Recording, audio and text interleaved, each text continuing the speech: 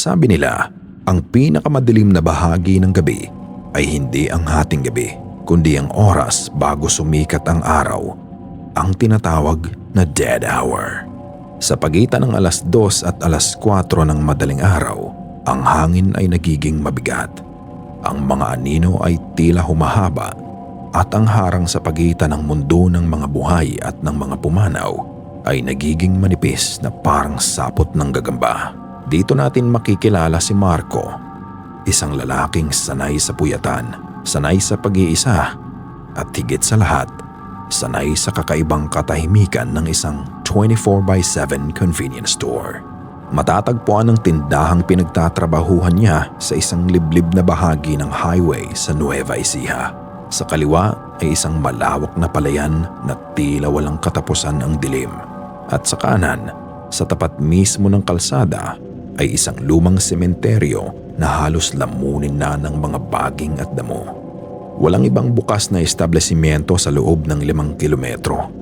Tanging ang neon lights ng store ang nagbibigay ng kulay sa kalsada. Sa loob ng walang buwan, naging routine na ni Marco ang lahat. Ang pag-aayos ng stocks, ang pagpupunas ng counter, at ang pakikinig sa mahinang ugong ng mga walk-in chillers.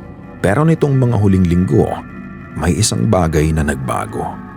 May isang customer na nagsimulang dumating.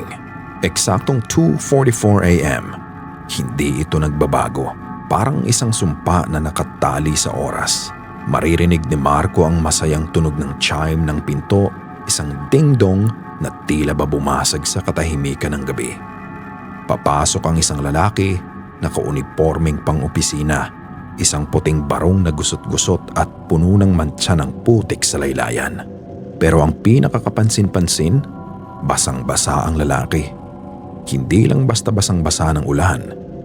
Tila ba kinuha siya mula sa kailaliman ng isang madilim na ilog at dinala ng direkta sa loob ng tindahan.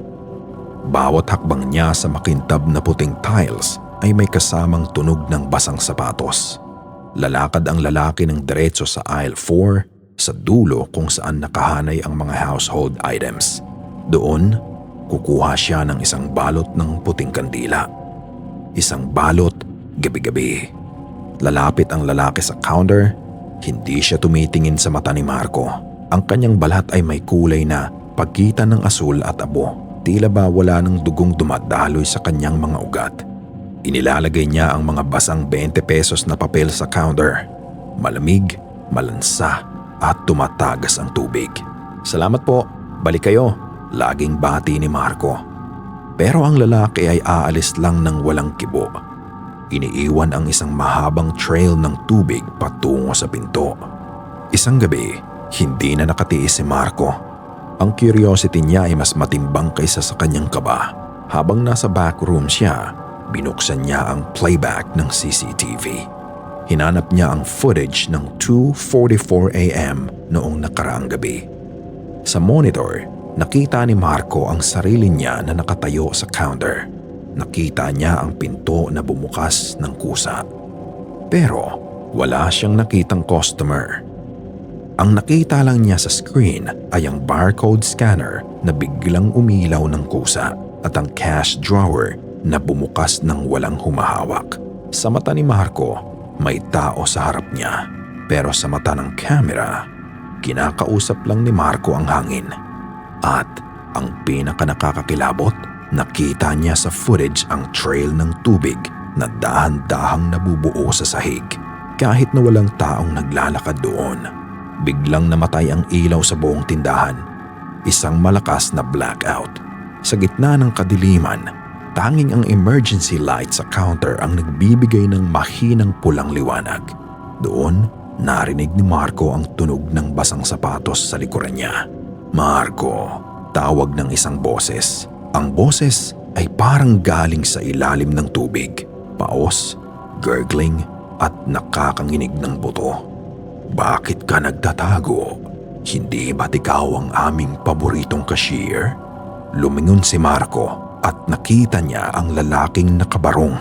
Pero sa pagkakataong ito, hindi na ito nakatitig sa sahig. Nakatitig na ito sa kanya. Ang mga mata nito ay wala ng puti. puro itim na lamang. Tila 2 butas na puno ng putik. Itinuro ng lalaki ang malaking glass window ng store. Dahil sa flash ng kidlat sa labas, saglit na naliwanagan ang kalsada. Sa tapat ng tindahan, sa gilid ng tulay na madalas daanan ng mga truck, nakita ni Marco ang isang malaking bus na nakatagilid. Wasak ang mga bintana at nakalubog sa putikan. At mula sa bus na iyon, may mga taong dahan-dahang gumagapang palabas. 12 na sila. Lahat sila ay basang-basa. Lahat sila ay nakatingin sa convenience store. Kailangan namin ng ilaw, Marco. Bulong ng lalaki. Dahil doon sa kalsada, madilim, malamig at basa, hindi namin mahanap ang aming mga pangalan sa sementeryo kung wala kang ibibigay na kandila. Naalala bigla ni Marco ang balita noong nakaraang taon. Isang malagim na aksidente sa gitna ng bagyo. Isang bus na puno ng mga empleyadong pauwi galing sa shift ang nahulog sa tulay malapit sa kalsadang iyon. Walang nakaligtas. Biglang nakaramdam si Marco ng sobrang lamig. Tumingin siya sa reflection niya sa glass door ng chiller. Sa refleksyon, nakita niya ang sarili niyang suot ang uniforme ng store. Pero nang iangat niya ang kanyang t-shirt, nakita niya ang isang malaking sugat sa kanyang dibdib. Isang sugat na nakuha mula sa isang matalim na bakal ng wasak na bus. Doon lamang bumalik ang lahat ng alaala ni Marco. Hindi siya ang tagabantay ng tindahan dahil sa trabaho. Siya ang tagabantay dahil siya ang huling kaluluwang pumasok doon bago ito tuluyang iwanan ng mga buhay. Ang store na ito ay hindi na convenience store. Ito ay ang limbo, isang estasyon para sa mga kaluluwang hindi matanggap na sila ay wala na. Siya ang itinalagang tagagabay dahil siya ang huling namatay sa aksidenteng iyon habang sinusubukang tulungan ang iba. Ang mga basang barya na ibinibigay nila, hindi yun pera. Iyon ang mga huling alaala na pilit nilang ibinibigay kay Marco kapalit ng isang kandila. Isang piraso ng kanilang buhay para lang magkaroon ng liwanag patungo sa kabilang buhay. Ngayon, tuwing madaling araw, maririnig mo pa rin ang tunog ng pinto sa abandonadong gusaling iyon. Kung ikaw ay mapapadaan sa highway na iyon at makita mong bukas ang mga ilaw kahit sira-sira na ang gusali, huwag kang hihinto. Huwag kang titingin sa reflection ng bintana. Dahil baka sa loob, makita mo si Marco na abala sa pag-i-scan ng mga kandila at baka sa susunod na pag-beep ng scanner, ang iyong pangalan na ang lumabas sa screen. Sapagkat sa store na iyon, ang shift ni Marco ay walang katapusan at ang susunod na customer ay baka ikaw na naghahanap din ng ilaw sa gitna ng dilim.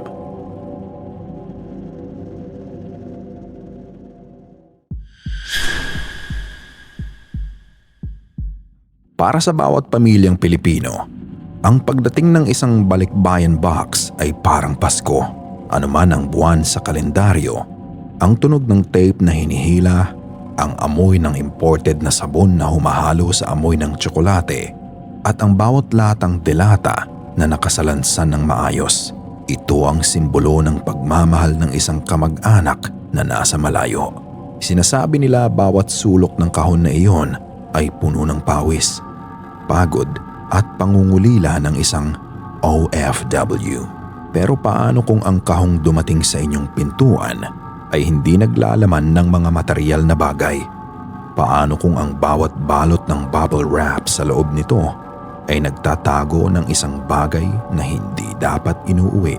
Sa Pilipinas, si Lita ay isang biyuda na naninirahan sa isang maliit na barangay sa Laguna.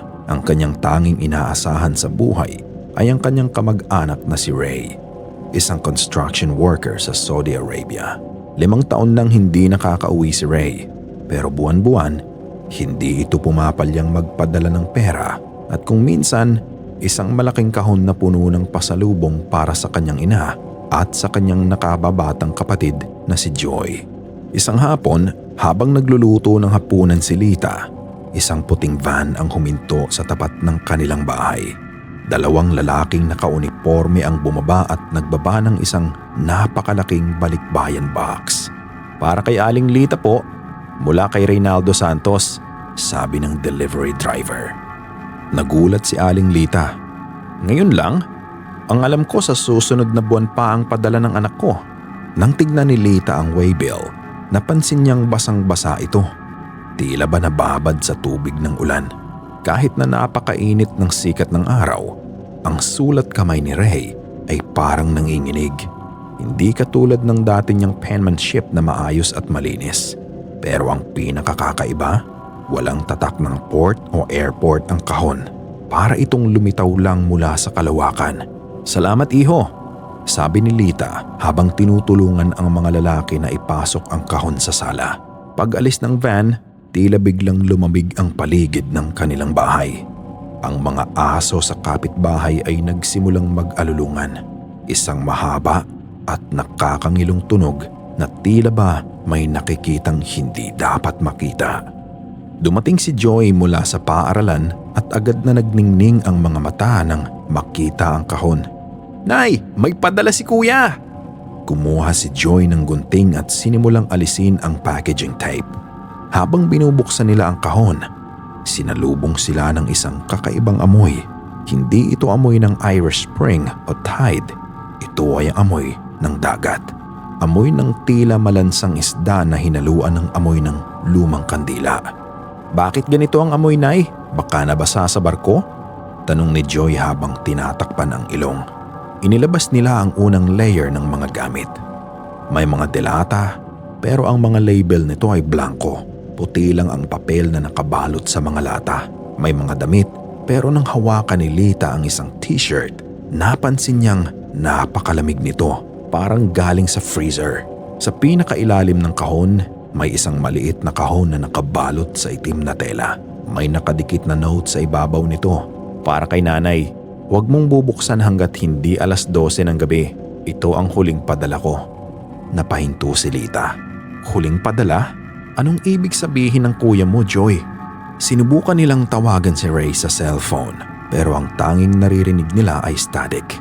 Parang tunog ng malakas na hangin at mga taong humihingi ng tulong sa malayo. Shhh! Kinagabihan, hindi makatulog si Lita.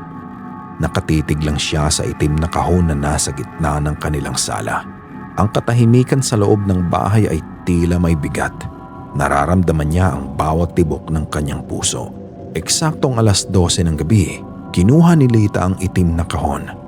Dahan-dahan niyang inalis ang tela.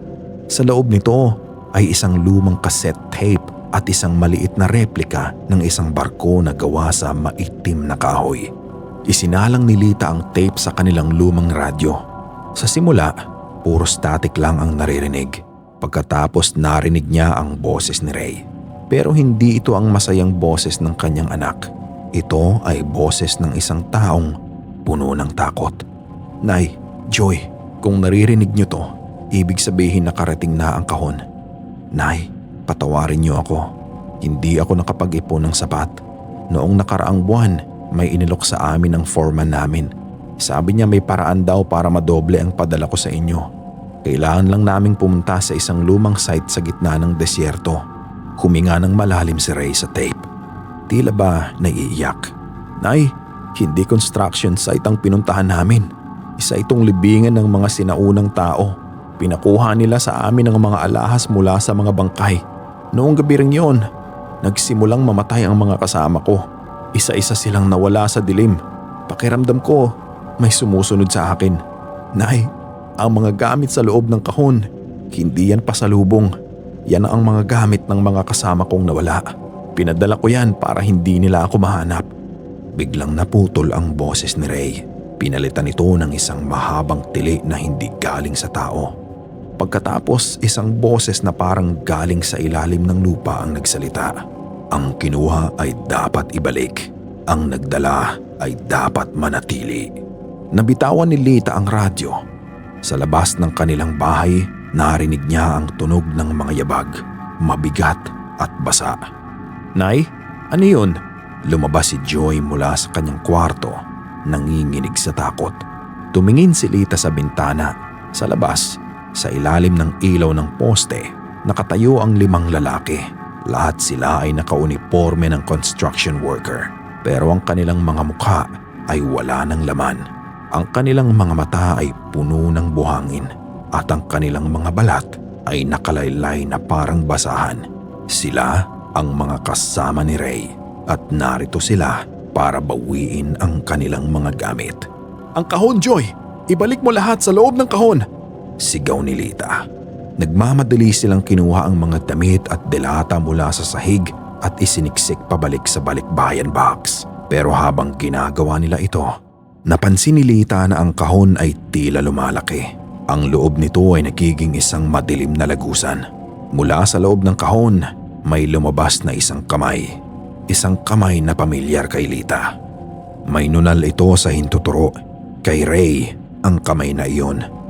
Nay, tulungan mo ako.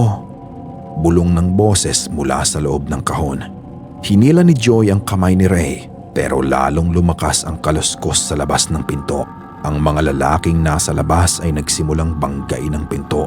Ang bawat hampa ay tila gigibain ang buong bahay. Huwag, Joy! Huwag mong hihilahin! Sigaw ni Lita. Hindi yan ang kuya mo! Pero huli na. Nang mahila ni Joy ang buong katawan mula sa kahon, hindi si Ray ang lumabas. Ito ay isang nilalang na ang mukha ay isang bungo at binalutan ng basang buhangin. At ang nilalang na ito ay nakasuot ng paboritong jacket ni Ray. Nanigas si Joy sa takot habang ang nilalang ay dahan-dahang lumalapit sa kanya. Ang amoy ng malansang dagat at formalin ay naging napakatindi. Sa labas, tuluyan ang nawasak ang pinto. Pumasok ang 5 construction workers. Hindi sila nanggugulo. Tumayo lang sila sa paligid ng kahon, tila naghihintay ng isang bagay. Naintindihan ni Lita, ang balikbayan box na ito ay hindi padala. Ito ay isang alay. Para makauwi ang kaluluwa ni Ray, kailangan ng isang kapalit na mananatili sa lugar kung saan siya nawala. Kunin niyo na ako! Sabi ni Lita. Ang boses niya ay buo kahit na nanginginig ang kanyang buong pagkatao. Ibigay niyo na ang anak ko. Ako na lang ang kapalit. Nay, huwag! Sigaw ni Joy. Pero lumakad si Lita patungo sa kahon. Ang bawat hakbang niya ay tila isang pag-akyat sa bitayan. Nang hawakan niya ang gilid ng balikbayan box, ang mga lalaking construction workers ay dahan-dahang naglaho sa usok. Ang nilalang na kamukha ni Ray ay biglang nanghina at naging isang tunay na tao. Ang kanyang anak na si Ray. Sugatan at walang malay pero buhay. Alagaan mo ang kuya mo, Joy. Huling habilin ni Lita. Dahan-dahang pumasok si Lita sa loob ng kahon. Ang dilim sa loob ay tila yumakap sa kanya. Nararamdaman niya ang buhangin na pumapasok sa kanyang ilong at bibig. Nararamdaman niya ang lamig ng desyerto at ang bigat ng mga nakalimutang libingan. Pagpasok ni Lita, ang takip ng balikbayan box ay kusa ring nagsara. Isang nakakabinging katahimikan ang bumalot sa bahay. Kinabukasan, nagising si Ray sa sahig ng kanilang sala. Katabi niya si Joy na umiiyak. Wala na ang balikbayan box. Wala na rin ang kanilang ina. Anong nangyari? Tanong ni Ray. Ang boses niya ay paos. Ikinuwento ni Joy ang lahat. Hindi makapaniwala si Ray. Tinignan niya ang pintong wasak at ang mga basang bakas ng paa sa sahig. Ngunit sa gitna ng sala, may isang maliit na sobrang naiwan. Binuksan ito ni Ray. Sa loob ay isang litrato. Litrato ito ni Lita. Pero hindi siya nasa Laguna. Sa litrato, nakatayo si Lita sa gitna ng isang malawak na disyerto sa Saudi Arabia. Sa tapat ng construction site kung saan nagtrabaho si Ray. Nakangiti si Lita pero ang kanyang mga mata ay puno ng buhangin. May nakasulat sa likod ng litrato, "Anak, huwag kang mag-alala. Maayos ang kalagayan ko rito. Marami akong kasama. Pero pakiusap, Ray, huwag na huwag kang magpapadala muli ng kahon." Doon lamang na-realize ni Ray ang malupit na katotohanan. Ang foreman na nag-alok sa kanya ng paraan para madoble ang padala ay hindi tao. Ito ay isang demonyo na naghahanap ng bagong kaluluwa para magtrabaho sa kanyang eternal construction site.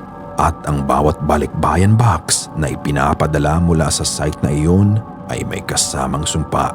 Ang bawat bagay na ilalagay mo sa loob ay kailangan mong palitan ng isang piraso ng iyong mahal sa buhay. Lumipas ang mga taon, si Ray ay hindi na muling bumalik sa ibang bansa. Namuhay sila ni Joy ng simple lang sa Laguna. Pero tuwing hapon, kapag may humihintong puting van sa tapat ng kanilang bahay, agad nilang nilalak ang pinto at bintana.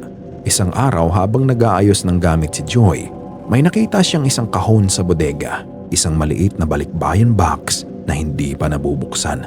May pangalan ito ni Lita. Sinubukan niyang itapon ito, pero kahit anong gawin niya, ang kahon ay laging bumabalik sa tapat ng kanilang pinto kinabukasan. Hanggang sa isang gabi, narinig niya ang boses ng kanyang ina mula sa loob ng kahon. "Joy, buksan mo to. May pasalubong ako sa iyo." Kaya kung ikaw ay may kamag-anak sa ibang bansa at biglang may dumating na balikbayan box na hindi mo inaasahan, amuyin mo muna ang paligid. Kung amoy dagat at luma, huwag mong bubuksan dahil baka ang laman ng kahong iyon ay hindi mga regalo. Baka laman iyon ng isang imbitasyon para sa isang shift na walang katapusan. Sapagkat sa mundo ng mga OFW, hindi lang pera ang ipinapadala pa uwi. Minsan, pati ang kanilang mga bangungot ay nakikisakay sa cargo ship. At ang huling padala, iyon ang pinakamahal sa lahat.